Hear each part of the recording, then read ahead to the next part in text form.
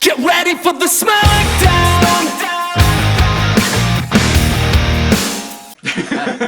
Hi.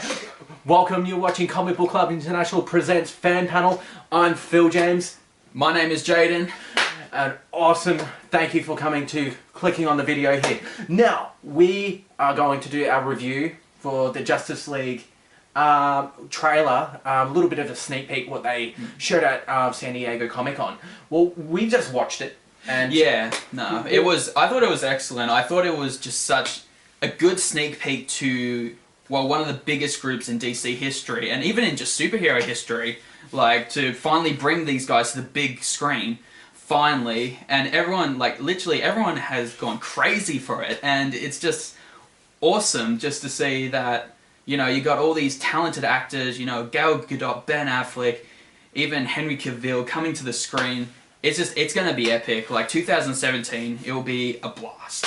Well, we had quite a lot of comments on our Instagram, Comic Book Club International. So a lot of the people did admit that there was a bit of a rough start for the DC universe. Look, I'll even admit it because I'm a DC guy, you know, because the movie, there was a bit of problems, but I like the extended cut better for Batman vs Superman, but it had incredible things, but we'll get back to that. But so what hero do you want to speak about first? Like, what really caught your attention? I think we definitely have to talk about the Batman himself in Justice League. I think just how he opened up the trailer, you know, he is in this village looking for Arthur Curry, which is the, that's Arthur... Jason Momoa. Yes. Yeah, well, one thing that I really loved is that the fact that, obviously Batman is a leader. You can see Batman is, you know, like, Ben Affleck portrayed that very well in the trailer. I could see the fact that he took a lot of inspiration from many comics, and the fact that how there was a bit of conflict where, you know, Arthur Curry pushed him against the wall, and I've seen in many comics and issues I've read where they had a bit of conflict when they first met, and I was like, man, that's really cool how they brought that in. And so obviously we know Ben Affleck's Batman. A lot of people don't like him, but I find he's my Batman. Everyone has their own I honestly, for myself, like before Ben Affleck, I really enjoyed Val Kilmer as the Batman from like Batman Forever. But to be honest, ever since Ben Affleck has come into the picture, I'm just like, damn, this guy is the perfect Bruce Wayne, and then the perfect Batman, all into one. And because it was so hard throughout history to find an actor who can portray Bruce Wayne and Batman, and it's even with any superheroes, but I think he just mashes it all together. He's just perfect. And I honestly, I wanted to talk about one of the best scenes for the trailer was when it's his man crush. Maybe with Cyborg, when Cyborg goes to Batman, he goes, you know, I thought you didn't exist, and he goes, I only exist when I'm needed. I thought that was such a great line for Batman because, you know, with the whole idea of Batman, even though he has just come out of retirement, he only appears, like he says, he only appears when he is needed. When Gotham or Metropolis is needed, he comes out, and when it's time to form the Justice League, it is all business towards him. And I really love how they did that at the final part before they showed the logo of the Justice League. And I agree, and that was a perfect part for Batman. What other hero did you enjoy? I thought it was. Let's talk about the Flash. The Flash. The Flash. He was. It took me a while to be quite honest. When I saw his suit, a lot of people were against it, some people were for it, and a lot of people are more attracted to Grant Astin's Flash with the TV series. I will admit they're doing a fantastic job with the Flash with the TV series, but I have faith and hope in Ezra Miller. After seeing the trailer and his portrayal as Barry Allen, couldn't really, obviously you saw him as the Flash, but with Barry Allen, you know, had a little bit of humour, but, you know, I can't wait to see him more in the movie. But there again, it basically falls on your opinion still right now. But I have faith in Barry Allen with the Flash, with Ezra Miller portraying him. I think he'll do an incredible job, and I love the scene with saying, "I need friends." Like, that was perfect. But where Bruce threw the batarang was just superb. I was like, "Whoa!" That really was like a really big scene for me as well to It was show that dropping. how how much, like how fast Barry is when it comes to the Flash. And I think it was just like, it was just eye-opening for me to see just how fast he can react. Like, suddenly you see Bruce Wayne just throw the batarang at him, and he just reacts so quickly, and then just grabs it, and then but I actually thought, like, it was really interesting how they've introduced a bit of a comedy aspect to the Justice League with all, with the scenes with the Flash, especially when Bruce Wayne is sitting in the chair and he goes, "Barry Allen, I'm Bruce Wayne," and then he goes, "Well, that still doesn't explain why you're here and sitting in my second favorite chair." Jinx. I call now out the chair. Yeah, but Get ready for the smackdown. Ow! he spoke. Anyway, as you were saying. Oh, really? Yeah. But yeah, no, I thought it was a really good aspect by introducing this comedy side to the Justice League, because when you watch the first Man of Steel and then you watch Batman vs Superman, there's not a lot of comedy in it. Yeah. But now they're introducing a new aspect where they are introducing a bit of comedy, which I think is quite interesting. I actually quite like how they've introduced that aspect to the DC universe. I thought it was really clever, and I really do have faith. And with what you said about Barry, I myself have not seen the Flash series, but I really do like what they've been doing with his costume. It's very interesting, like from the comics to real life. Like, I think the one thing that people need to realize is that they're introducing it to the screen, so they need to make the costume real life. They need to make it believable. More realistic. Like, for instance, if there was a Flash in the world, they would have to sort of make it more realistic. Obviously, a lot of people are like, "Oh, I can think of better ideas, if you can, talk to me when you can make a better movie." No, I'm joking. But, literally, I'm loving what they're doing with the DC universe, but let's talk about Wonder Woman. She's beautiful. Yeah. She was really good. I really enjoyed her in Batman vs Superman. Of course she did. And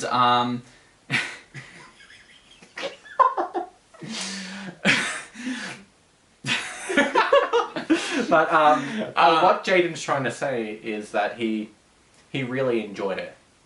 And not really. I'm only joking. I think the introduction of her into Batman vs Superman when she comes after, when she's in the... When did she first meet Batman and Superman? When she at the dinner? At the gathering for the boss thing, At the gathering, and then when Bruce Wayne tries to steal content from, was it Lex Luthor? Yeah. And then he goes back and realizes that Wonder Woman has stolen it. And then... Because they had a photo of her in during the World War One era? Or World War II? I think it was the World War One era. Yeah. And yeah, that led to obviously them working together, and so her and Bruce, and so now what other hero do you want to speak about? I think, well, obviously we need to talk about Jason Momoa as Aquaman. To be honest, this man right here lined up for 2 hours to get a autograph for me, and then it was actually a real privilege to actually be.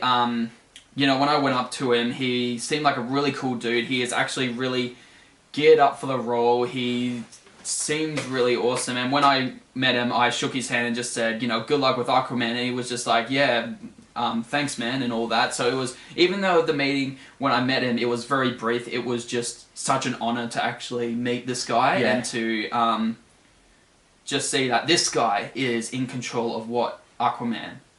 And... Like, for me, I think for me, it was very, I had to think about how I felt. When the pictures were first released of him with the trident, with the long beard and hair, I was like, I was very mixed with my reaction. I was not entirely sure how I felt about it. But then Phil approached me, because I don't have a lot of knowledge of DC. I'm more of a Marvel person, but I still love watching the DC movies. and he explained to me the whole situation with Aquaman, why he's got the beard and why he's got the hair. There's many issues, and if you want to do some research, that's cool. That I think there's Above the Sea, I think it's called. I read that only once. I need to read it again. But yeah, there's some issues where he's obviously got long hair and a beard, and definitely check it out. You can download the DC Comics app and just download a few comics. But yeah, well, I think Momoa is perfect for Aquaman. A lot of people are still a bit unsure because he looks a bit too hardcore. But when I watched Throne to Atlantis, he in the movie he was drinking a bit, and the fact that I saw Momoa have a lot of alcohol and drinking, it just showed that I had a little bit of the same kind of feel to that. But he looks a little bit more hardcore and more realistic. And that's what I love. And I think Momoa's going to smash it. Yeah, Literally definitely. Smash it. Yes. He will smash it into the ground. What is he going to smash? I have no idea. Yeah, he's just going to smash it. Okay. Now, we're obviously talking about the Man of Steel, Superman. Yes. Now, where is he? Well, if you guys have seen Batman vs Superman, you now know that he has died, from what we know. But I honestly think in Justice League we'll definitely see it returning. Oh, absolutely. I think we will see it returning. Now, the big question is that when you watch or read the comic issues of Death of Superman and all that, eventually Superman resurrects and comes back to life, and now there's a lot of speculation to Darkseid. Is Darkseid going to resurrect him? But I personally believe, because when you watch Man of Steel, Jor-El put the Codex in him, and obviously I personally believe that it will give him life. Either way, you don't know what's going to happen, but obviously there was a desert scene with Batman in Batman vs Superman, yes, where Superman turned rogue. It looked like obviously he was evil, and obviously told Batman, "She was my world, and you took it from me." No, I'm sorry. And then Flash warned him. But I personally think Superman's going to come back, and then somehow Lois and Martha will die, and that basically, those people basically make him sane. But when he loses everything, he just basically has nothing there for him, so he just turns rogue, and I think that's what's going to happen. So that's why the Flash ran back in the past, but he went so fast that he saw Bruce before they were in the league, and so he was saying the key is Lois. So I personally think they're protecting Lois Lane in case anything happens. Yes. She makes him better again, because it's going to be completely a disaster if for the world if Superman turns rogue, and basically maybe Darkseid will resurrect him. You don't know. There's a lot of speculations out there. But there's other YouTube videos. Check them out with other people's theories. I watched quite a few theories. If we can find them, the links are down below.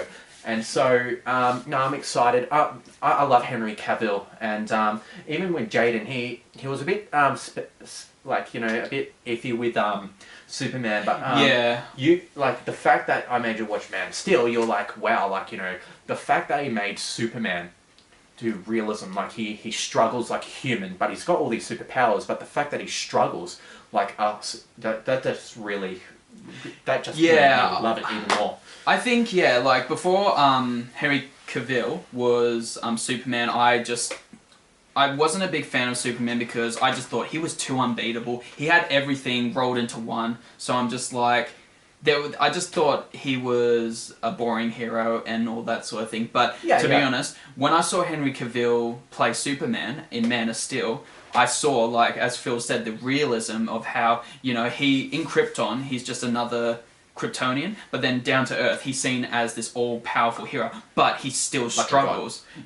But he still struggles with everyday things. He has people he looks after. He has all these troubles with, adapting. Once he comes down to Earth, he has to adapt to the atmosphere. And I thought I really did enjoy the realism, and I enjoyed Zack Snyder, how his take on Superman into the real... I agree. And I really did feel like there was some really good realism in it, and to be honest, that made me a Superman believer. Awesome. Thank you for watching Comic Book Club International presents Fan Panel, and you know where it is. The subscribe button is down below. And, Give us a thumbs up if you loved it. Cool. I'm Phil, I'm Jaden. and thank you for watching Fan Panel. Take care. Come on, let's kick it. Let's all get wicked. Put your hands in the sky for a one-way ticket.